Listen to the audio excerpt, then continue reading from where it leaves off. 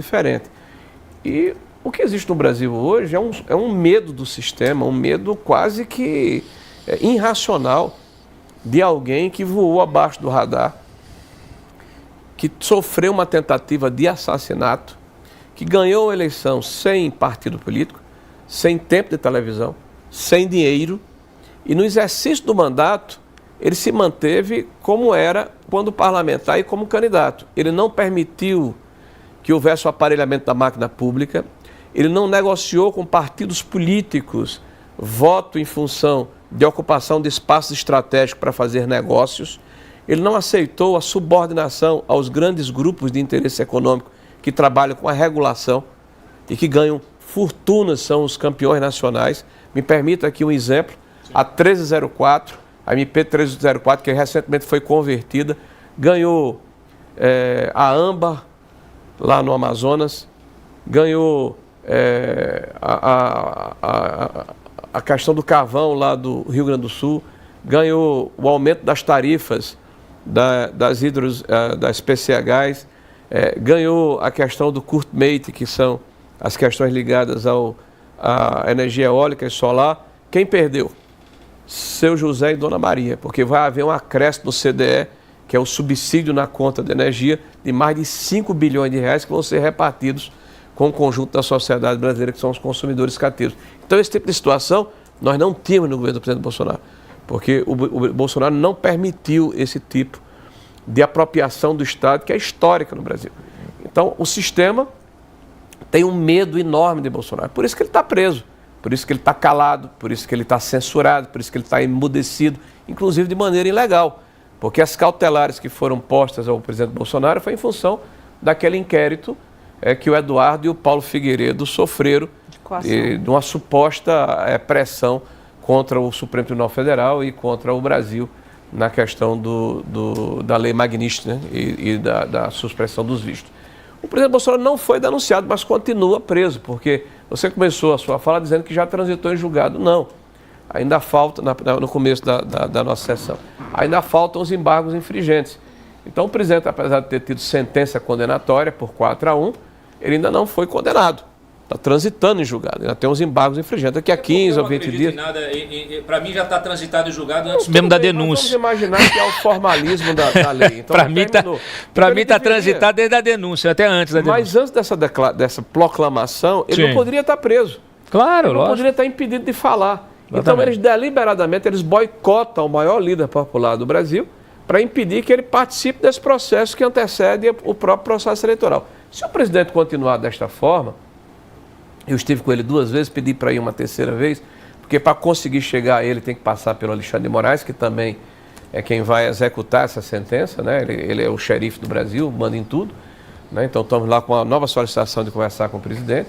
E eu tenho essa missão, já que sou secretário de organização do partido, de percorrer o Brasil e tentar organizar, né, os nossos palanques regionais e tentar compor. Muitas vezes as pessoas chegam para nós, olha, você está tirando alguém que é histórico de direito. Você acha que eu estou fazendo alguma coisa sem conversar com o Bolsonaro? Eu fico espantado. As pessoas dizem, você está no Mato Grosso do Sul e você está fazendo uma coisa contra fulano, mas Bolsonaro pensa diferente. Mentira! Bolsonaro foi consultado. Eu estou fazendo o que estou fazendo no Mato Grosso do Sul porque Bolsonaro pediu para eu fazer. Ah, você foi a Santa Catarina, foi ao Acre, você foi a Rondônia, você foi ao Amapá. Eu estou andando no Brasil e aonde eu vou com aval e vou com o conselho e vou com a decisão do presidente Bolsonaro, que é o nosso líder. E isso vai acontecer também por ocasião da definição de quem é o nosso candidato a presidente da República. Se o presidente não pudesse ser candidato, ele que é o líder, conversando com várias pessoas, claro que não é uma decisão que ele vai tomar de afogadilho, ele vai dizer, esse é o meu candidato. E quando ele disser que esse é o meu candidato, nós estaremos com ele, porque vai ter o aval do presidente Bolsonaro. E esse candidato vai ter que ter um compromisso conosco, com a direita brasileira. Né? De se caso não passar a anistia agora haver o indulto, de normalizarmos a condição de cada poder da República ficar no seu lugar e cumprir a Constituição brasileira. Sim. Né? De termos de volta os direitos políticos daqueles que são perseguidos, daqueles que estão calados, censurados, de voltarmos à normalidade do país Então, nós temos, é evidente, uma responsabilidade muito grande de não deixar o PT ir para o sexto mandato, desculpe. Sim. E a gente tem que ter inteligência para fazer isso. E eu vejo muita gente atuando, e me permite o resgate de uma palavra que eu utilizei aqui, como jacobino, que é uma palavra que expressava um grupo na Revolução Francesa que se sentava à esquerda do rei, é a esquerda. Mas era uma esquerda radical, era uma esquerda que não pensava, era uma esquerda que quis destruir toda a instituição para remontar do zero. É o que propõe o Partido Comunista. Eu sou conservador, eu acredito na mudança gradual. E todos eles foram... E no final todos foram decapitados. Decapitados. Foram para o cadafalso, foram para a guilhotina. Marron, Danton, Robespierre. Né? Então a história nos ensina. Eu sou conservador de direita.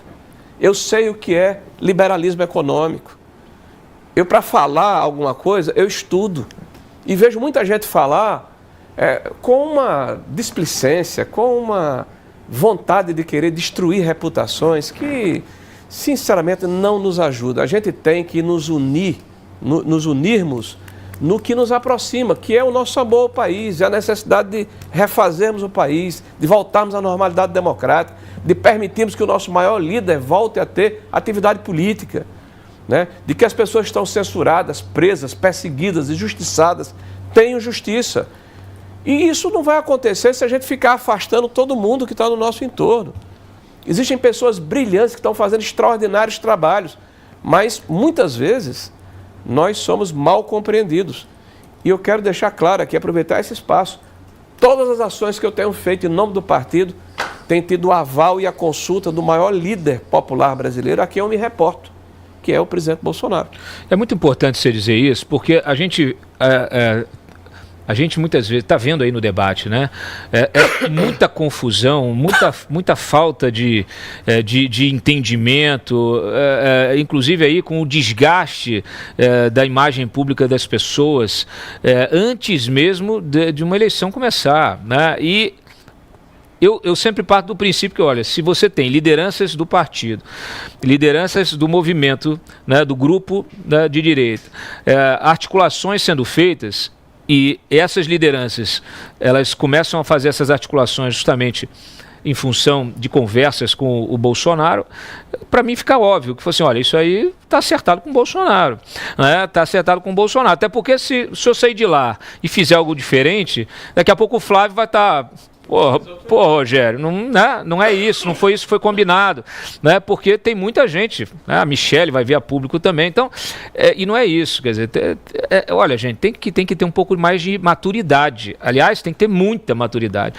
Essa semana, Cláudio, 2 assuntos vieram à baila, né? A questão de Santa Catarina, o presidente já decidiu que é Carlos Bolsonaro o candidato, então estamos trabalhando para que ele seja o candidato e que ele ganhe a eleição. Bom, eu fui a Santa Catarina num projeto chamado Rota 22.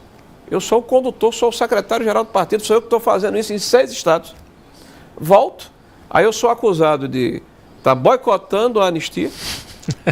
Eu estou boicotando a anistia e estou fazendo um acordo com o governo pela CPMI do INSS. Eu quero dizer a quem não me conhece ainda, fui eu o relator da reforma trabalhista.